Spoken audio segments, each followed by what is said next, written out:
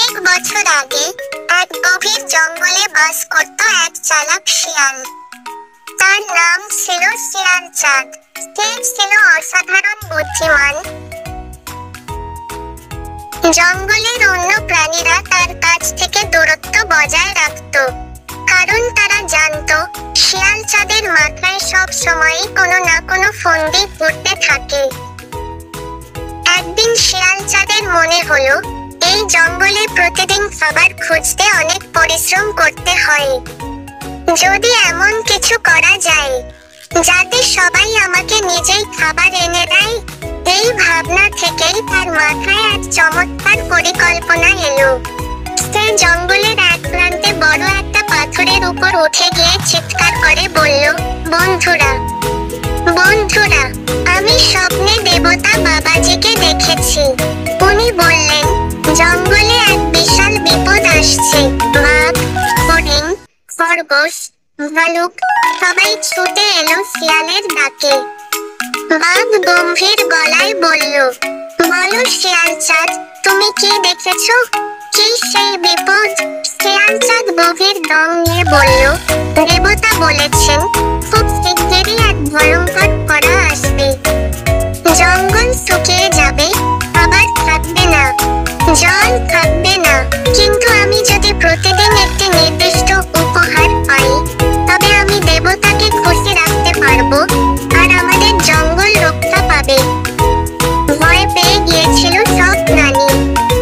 তারা ভাবলো, যদি সত্যি খরা আসে, যদি সবকিছু শেষ হয়ে যায়। তাই সবাই মিলে ঠিক করলো প্রতিদিন এক একটি প্রাণী শিয়াল চাঁদকে উপহার দেবে। প্রথম দিন হরিণ এল কিছু ফল ও মধু নিয়ে। শিয়াল চাঁদ খুব খুশি হলো, তাকে আশীর্বাদ করলো আর বলল, তুমি নিরাপদ থাকবে। এভাবে প্রতিদিনই কোনো না কোনো প্রাণী এসে উপহার দিয়ে যেতে লাগলো, কখনো ফল, কখনো মাংস, কখনো মধু বা মাছ। শিয়াল চাঁদ দিন দিন মোটা হয়ে উঠল।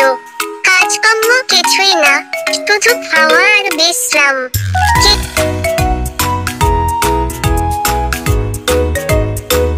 কিন্তু জঙ্গলে বাস করত এক বুড়ো কাঠবিড়ালি। তার নাম ছিল বুদ্ধিসেন। সে চুপচাপ সবকিছু লক্ষ্য করছিল। একদিন সে বলল, এই শিয়ালটি খুব কৌশলী। দেবতা এসেছে স্বপ্নে, এসব কিছুই তো সে প্রমাণ করতে পারেনি। সে গেল সোজা বাঘের কাছে। বাঘকে সে বলল, ভেবে দেখো বাঘ ভাই, আমাদের সবার থেকে শিয়াল চাঁদ কেমন ভাবে সুবিধা নিচ্ছে। দেবতা যদি সত্যিই কিছু বলতেন, তাহলে আমাদের সবার কাছেই তো বার্তা পৌঁছাতো, শুধু শিয়াল চাঁদের কেন? বাঘ একটু চিন্তায় পড়ল। সে বলল, তুমি ঠিক বলেছ, কিন্তু কিভাবে বুঝবো সে মিথ্যা বলছে? বুদ্ধিসেন বলল, আমি একটা পরিকল্পনা করেছি।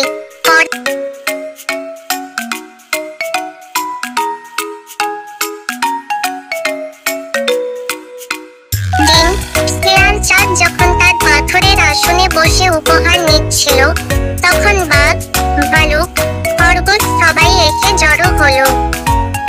বাঘ জোর গলায় বলল, শিয়াল চাঁদ, আজ আমি নিজে দেবতাকে দেখতে চাই। বলো, তিনি কোথায়? শিয়াল চাঁদ থমকে গেল। কিছুক্ষণ চুপ থেকে বলল, দেবতা স্বপ্নেই আসেন, তারা সাধারণ চোখে দেখা যায় না। বুদ্ধিসেন এগিয়ে এসে বলল, তাহলে চল, আজ রাতে আমরা সবাই মিলে ঘুমাবো। যাকে স্বপ্নে দেবতা দেখা দেবে, এই সত্যি কথা বলছে, এই সিদ্ধান্তে আসা যাক। শিয়াল চাঁদ অপ্রস্তুত হয়ে পড়ল। সে জানত এবার আর তার চালাকি ধরা না পড়ে পারবে না। রাতে সবাই একসাথে ঘুমাতে গেল, কিন্তু শিয়াল চাঁদ ঘুমাতে পারল না। সে ভয় পাচ্ছিল যে এবার ধরা পড়ে যাবে। তাই রাতের আঁধারে সে জঙ্গলের বাইরে পালিয়ে গেল। পরদিন সকালে সবাই দেখল শিয়াল চাঁদ নেই। তার পাথরের সিংহাসন ফাঁকা, উপহারের ঝুড়িও পড়ে আছে ফাঁকা অবস্থায়।